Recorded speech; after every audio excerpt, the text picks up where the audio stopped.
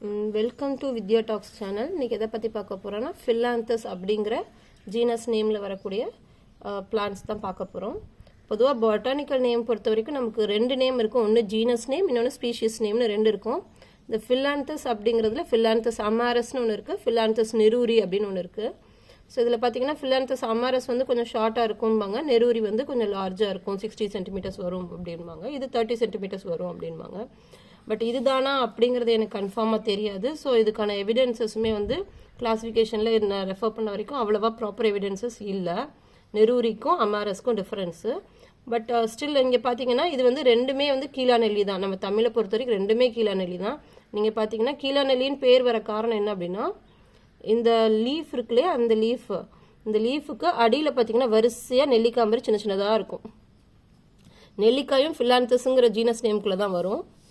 இதில் பார்த்தீங்கன்னா தெரியும் வரிசையாக இருக்கு இல்லையா, இந்த மாதிரி நெல்லி. அதனால தான் கீழா நெல்லி அப்படின்னு சொல்லி சொல்கிறாங்க. கீழே நெல்லி மாதிரியான இது இருக்கும் அப்படிங்கிறத வச்சு தான்.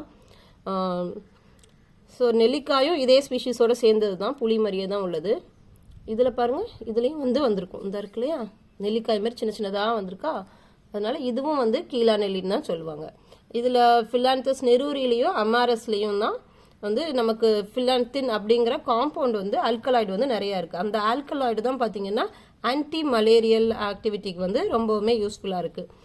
லிவர் டிஸார்டர்ஸ் இருக்கிறதுக்கு இது எல்லாத்துக்குமே இதை யூஸ் பண்ணலாம்.